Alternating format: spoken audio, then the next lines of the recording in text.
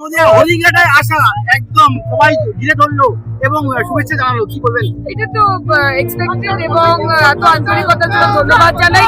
এই ভালোবাসাটার জন্য বারবার ফিরে আসতে মন চায়। আগামী দিন বড় নির্বাচন, একসাথে সবাই মিলে কাজ করবো, জিতবো। আজকে দেখলাম হঠাৎ যে কোম্পানি যে টোল প্লাজা থেকে জমায়েত হয়েছে, এই বিষয় কি? জমায়েতের বিষয় নয়, আমাদের রাজ্যের সভানেত্রী সামনে একটা প্রোগ্রামে যাবে।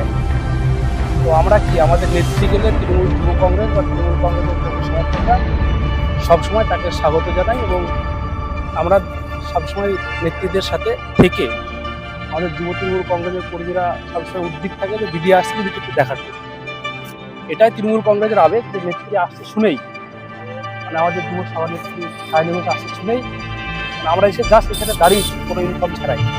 যারা দেখছে সবাই আস্তে আস্তে এসে জমা দিচ্ছে, এটাই আমাদের আবেগ। কারণ এই দলটার নাম তৃণমূল কংগ্রেস, যার নেত্রী মমতা বন্দ্যোপাধ্যায়, নেতা অভিষেক বন্দ্যোপাধ্যায় আর যুব সভানেত্রী সায়নী ঘোষ।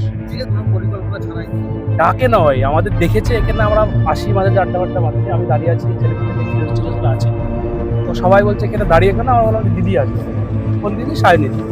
তো সায়নীদির যুব সভানেত্রী হিসাবে গোটা রাজ্যে একটা বেশ যেভাবে আছে, সবাই তো সায়নীদিকে, এবার সায়নীদি আসছে আর নদিয়ার মধ্যে দিয়েই যাচ্ছে একটা প্রোগ্রাম করতে। সুতরাং সেহেতু আমাদের যুব তৃণমূল কংগ্রেসের একটা উদ্দীপনা আবেগ, এইগুলো সবাই এসে উপস্থিত হয়েছে, আরও আসছে। দিদি হয়তো আর কিছুক্ষণের মধ্যে ঢুকে যাবে, সবাই এটা দেখতেও পাবেন। যা শুনেছে কানে কানে যে দিদি এই রাস্তা দিয়ে যাবে, তাই এত সংখ্যক যুব তৃণমূল কংগ্রেসের কর্মী সমর্থকরা, আমাদের যারা সব যুব যোদ্ধারা আছে তাদের মাধ্যমে এসে উপস্থিত হয়েছে। তাতে মানা করবো আসতে বলুন, সবাই তো নেত্রীর সঙ্গে দেখা করতে চাই, সবাই এসে।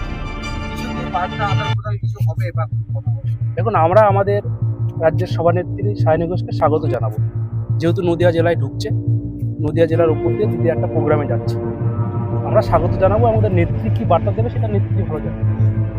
আমরা স্বাগত দেওয়ার জন্য এত সংখ্যক যুব তৃণমূল কংগ্রেসের যারা যুব যোদ্ধা তারা এসে উপস্থিত হয়েছে। ডক্টর প্রসেনজিৎ মণ্ডল, রাজ্য তৃণমূল যুব কংগ্রেসের সাধারণ সম্পাদক।